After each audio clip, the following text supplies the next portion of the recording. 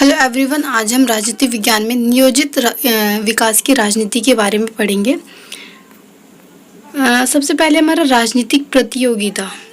एक लोकतंत्र एक लोकतांत्रिक देश में अंतिम निर्णय एक राजनीतिक निर्णय होना चाहिए जो जनप्रतिनिधियों द्वारा लिया जाए, जो लोगों की भावनाओं के संपर्क में हो। स्वतंत्रता के बाद हर कोई इस बात से सहमत था कि भारत का विकास सामाजिक और आर्थिक न्याय के साथ साथ आर्थिक विकास से होगा। यानी कि जब भारत आज़ाद हुआ तो उस वक्त ये था कि भारत का विकास कैसे किया जाए, किस तरीके से किया जाए, एक प्लान्ड तरीके से था। तो न्याय के साथ आर्थिक विकास को सुनिश्चित करने में सरकार की जिस तरह की भूमिका होनी चाहिए उस पर असहमति थी। यानी कि चाहते तो सभी लोग थे कि आर्थिक विकास होना चाहिए, लेकिन आर्थिक विकास किस तरीके से हो, इस पे जो है सभी लोग हैं उनकी जो है असहमति होती थी। अब विकास के विचार। विकास पर कोई भी चर्चा विरोधाभासों, संघर्षों और तर्कों को उत्पन्न करने के लिए बाध्य, यानी कि बहुत ज़रूरी है। अगर विकास के ऊपर कोई विचार विमर्श हो रहा है तो उसमें विरोधाभास, संघर्ष और तर्क वितर्क तो होने ही है। मोर विकास अधिक बिकमिंग, आधुनिक बनने के बारे में था। यानी कि अगर ज़्यादा विकास करते हैं तो हम एक अधिक आधुनिक बनते हैं, और आधुनिक पश्चिम के औद्योगिक देशी की तरह बनने के बारे में था। यानी कि जिस तरह से जो वेस्टर्न कंट्रीज हैं वो औद्योगिक चीज़ें अपना रही हैं, उस तरह से हम भी अपना विकास करने के बारे में था। आधुनिकीकरण विकास सामग्री प्रगति और वैज्ञानिक तर्क संगतता के विचारों से जुड़ा था। अब योजना, क्या क्या योजना किस तरीके से बनाएगी। विभिन्न मतभेदों के बावजूद एक बिंदु पर एक आम सहमति थी कि विकास को निजी क्षेत्रों पर नहीं छोड़ा जा सकता था, तो सरकार के लिए एक डिज़ाइन या विकास की योजना तैयार करने की आवश्यकता थी। 1944 में बड़े उद्योगपतियों ने देश में एक नियोजित अर्थव्यवस्था की स्थापना के लिए एक संयुक्त प्रस्ताव का मसौदा तैयार किया, जिसे बॉम्बे प्लान के नाम से जाना जाता है। कई बार आपके एग्जाम में क्वेश्चन भी पूछ लेते हैं कि बॉम्बे प्लान से आपका क्या अभिप्राय है। तो 1944 में जो बहुत बड़े उद्योगपति थे उन्होंने एक नियोजित अर्थव्यवस्था के लिए एक अपना प्रस्ताव सौंपा, उसी को हम क्या कहते हैं, बॉम्बे प्लान के नाम से जाना जाता है। भारत के स्वतंत्र होने के तुरंत बाद योजना आयोग प्रधानमंत्री के रूप में अस्तित्व आया, यानी कि प्लानिंग कमीशन है उसका गठन किया गया जो विकास के लिए योजनाएं बना सके। अब प्रारंभिक पहल, शुरुआती पहल इसकी कैसे हुई। पहली पंचवर्षीय योजना का मसौदा और फिर दिसंबर 1951 में जारी वास्तविक योजना दस्तावेज ने देश में बहुत उत्साह पैदा किया। यानी कि जो है विकास किस तरीके से होना चाहिए, एक प्लानिंग करके, यानी कि हमें किस तरीके से विकास करना है, किस क्षेत्र में हमें ज़्यादा ध्यान देना है, क्या चीज़ें हमें उसमें ज़रूरत पड़ेंगी, उस तरह से पूरा पहले से हमें खाका तैयार कर लेना है। इस तरीके से जो इस लेसन का जो नाम ही था आपका नियोजित राजनीति, तो वो उसी से जुड़ा है कि उस वक्त जो काम हो रहे थे आर्थिक विकास के लिए जो उनको करना था वो क्या ऐसा होना चाहिए, प्री प्लान तरीके से हो। 1956 में द्वितीय पंचवर्षीय योजना की शुरुआत के साथ योजना के साथ उत्साह अपने चरम पर पहुंच गया, और 1961 में तीसरी पंचवर्षीय योजना तक कुछ हद तक।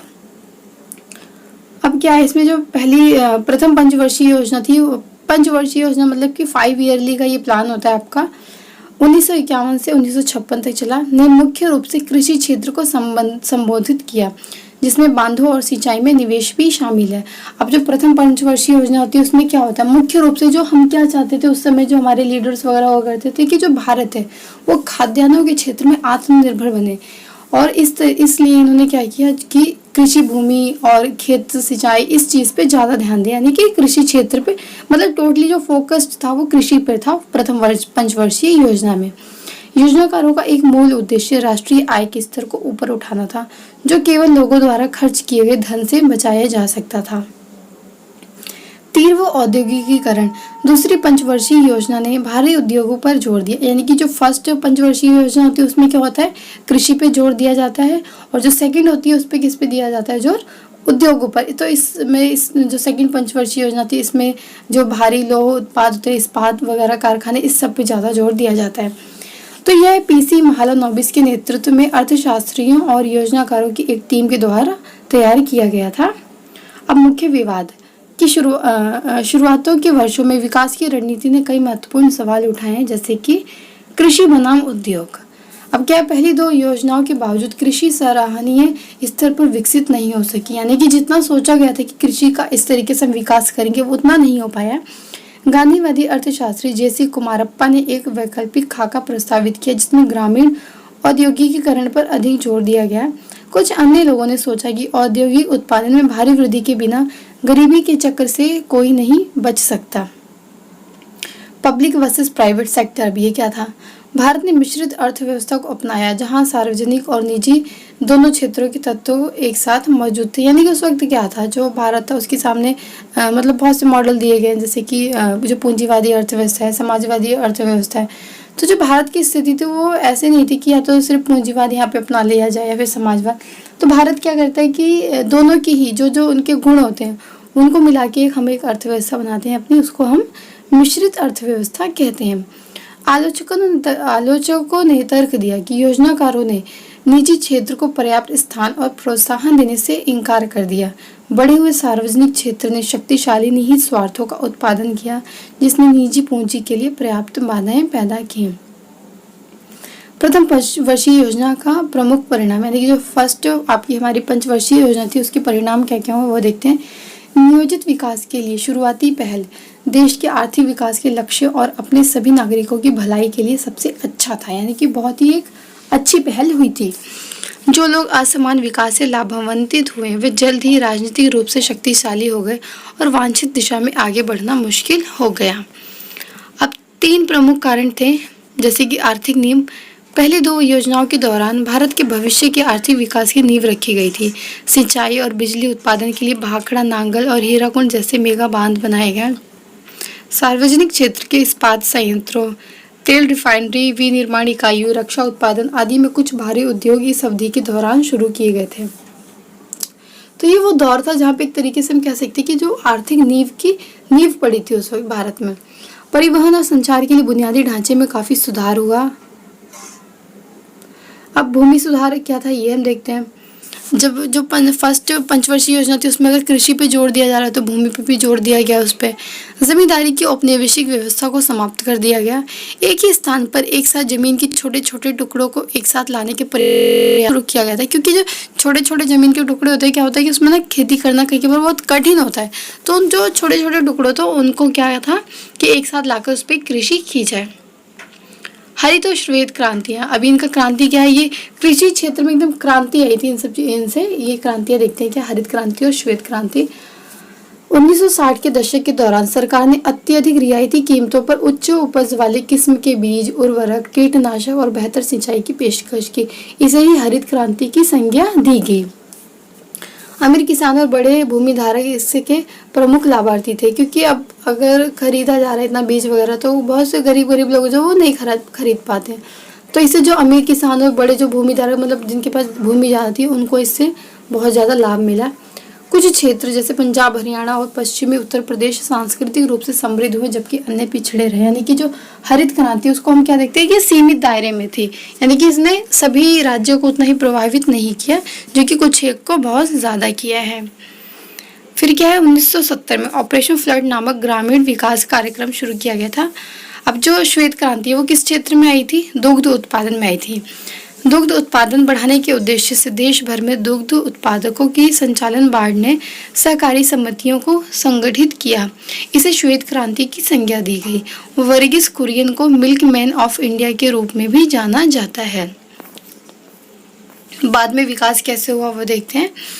1967 के बाद की अवधि ने निजी उद्योग पर कई प्रतिबंध को देखा। 14 निजी बैंकों का राष्ट्रीयकरण किया गया।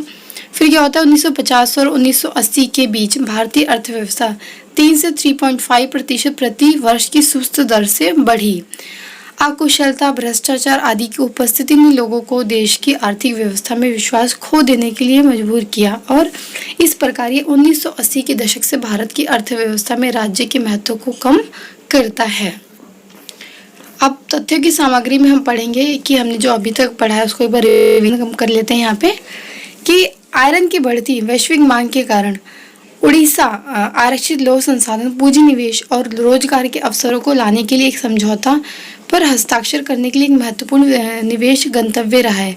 उड़ीसा में कुछ संघर्ष पैदा हुए, जैसे आदिवासी आबादी के घर से विस्थापित होने की आशंका थी और पर्यावरण प्रदूषण से चिंतित थे। यानी कि क्या था, जो विकास अगर किसी चीज़ का हो रहा है तो वहाँ पे क्या है कि हम सिर्फ विकास कर रहे हैं, विकास का मतलब हर किसी के लिए अलग अलग होता। अब वहाँ पे क्या है कि वहाँ के जो लोग थे, वहाँ पे जो लोग रहते थे उनका विस्थापन होगा और जो पर्यावरण वो पर्यावरण को लेकर चिंतित थे। तो इस तरह से जो इश्यूज़ हैं सबको आते हैं।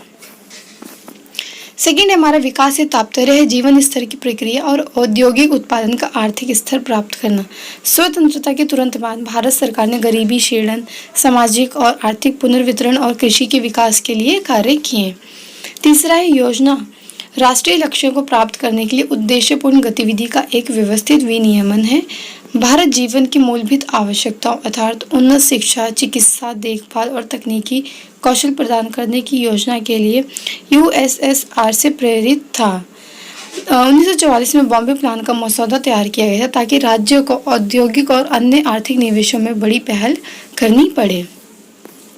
फिर चौथा है हमारा भारतीय योजना आयोग की स्थापना 1905 में प्रधानमंत्री के साथ साथ इसके अध्यक्ष, मंत्रियों के प्रभार और कुछ अन्य सदस्यों के रूप में अतिरिक्त संवैधानिक निकाय के रूप में की गई। यानी कि जो प्लानिंग कमीशन आपका योजना है उसकी स्थापना कब हुई थी? 1950 में हुई थी और इसके जो अध्यक्ष होते हैं वो कौन होते हैं? प्रधानमंत्री जी होते हैं। तो संवैधानिक निकाय एक तरीके से के रूप में की गई थी जो प्रकृति में सलाहकार हो, यह समय की बर्बादी को कम करने और प्रति व्यक्ति आय को बढ़ाने में मदद करता है। पांचवें, स्वतंत्रता से पहले डेटा एकत्र करने के लिए 1930 के दशक में राष्ट्रीय योजना समिति की स्थापना की योजना की आवश्यकता महसूस की गई थी और इसके साथ ही 5 साल की योजना और वार्षिक बजट का भी लक्ष्य रखा गया था। छठा है पहली पंचवर्षीय योजना 1951 में शुरू हुई जिसे अर्थशास्त्री के.एन. रॉय ने बांधों और सिंचाई, भूमि सुधारों में निवेश और राष्ट्रीय आय के स्तर को बढ़ाने के उद्देश्य से तैयार किया था। यह दूसरी पंचवर्षीय योजनाओं से भिन्न था जिसने त्वरित संरचनात्मक परिवर्तन लाकर भारी उद्योगों पर जोर दिया। यानी कि जो पहली पंचवर्षीय योजना होती है वो सेकंड जो पंचवर्षीय योजना है उससे काफ़ी डिफरेंस है। क्यों? क्योंकि जो हमारी प्रथम पंचवर्षीय योजना है वो हमारा टोटली फोकस जो होता है वो कृषि क्षेत्र पे होता है और जो दूसरी पंचवर्षीय योजना है उसका क्या होता है? उद्योगों पर होता है। फिर सातवां है भारत ने न केवल पूंजीवादी या समाजवादी अर्थव्यवस्था का पालन किया बल्कि सह अस्तित्ववादी निजी और सार्वजनिक क्षेत्र के लिए मिश्रित अर्थव्यवस्था को अपनाया जिससे राज्य द्वारा विनियमित होने के लिए सामाजिक कल्याण और उत्पादन के निजी स्वामित्व वाले साधनों पर तेजी से आर्थिक विकास करना संभव हो। फिर है आठवां, इसमें दूसरी पंचवर्षीय योजना में ग्रामीण क्षेत्रों में भी भारी औद्योगिकीकरण पर जोर दिया गया। ग्रामीण कल्याण की कीमत पर शहरी और औद्योगिक वर्गों में समृद्धि के सृजन की आलोचना की गई।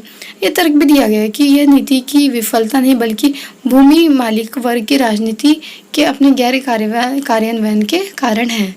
अब क्या होता है? 9th हमारा योजना अवधि के दौरान कृषि क्षेत्र जमींदारी प्रणाली को खत्म करने, भूमि को मजबूत करने के लिए भूमि सुधार पर एक गंभीर प्रयास को देखा।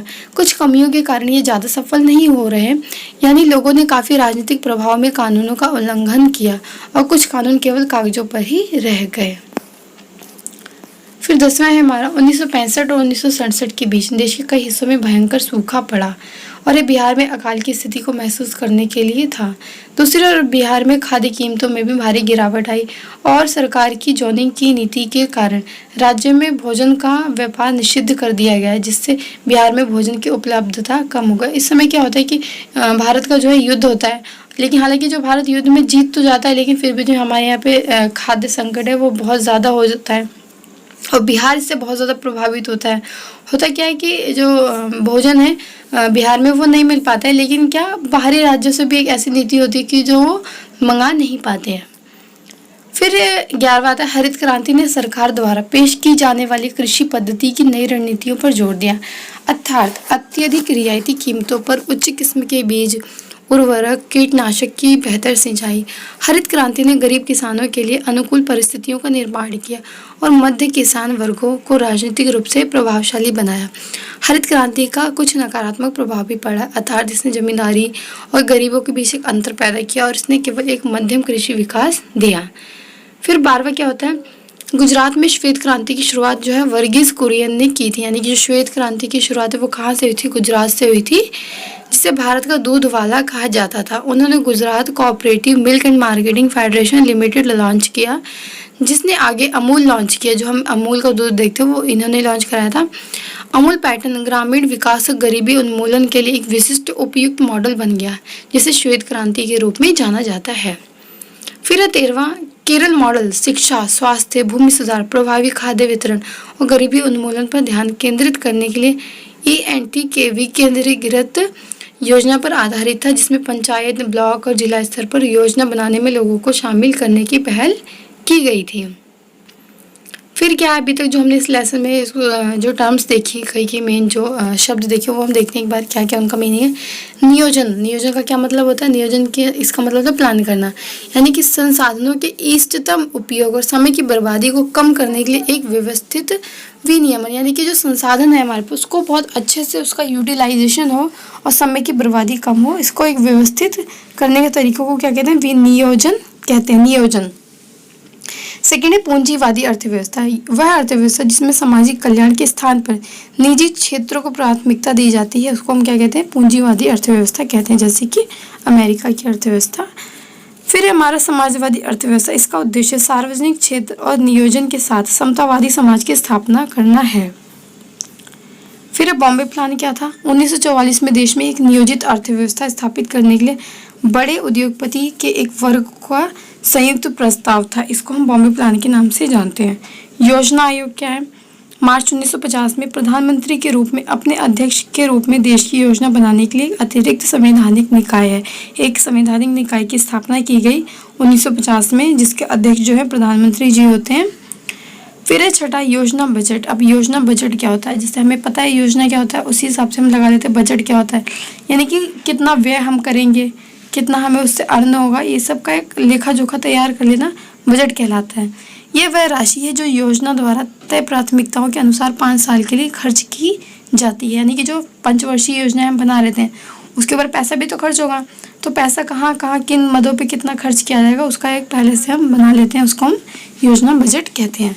फिर 7वां मिश्रित अर्थव्यवस्था। ये वह अर्थव्यवस्था जिसमें निजी और सार्वजनिक क्षेत्र दोनों का अस्तित्व होता है, जैसे कि हमारे भारत की अर्थव्यवस्था है। इसी के साथ आपका ये वीडियो फिनिश होता है। आप इसको लाइक, शेयर, कमेंट कर सकते हैं। कैसा वीडियो लगा आपको बता भी सकते हैं। Thank you so much.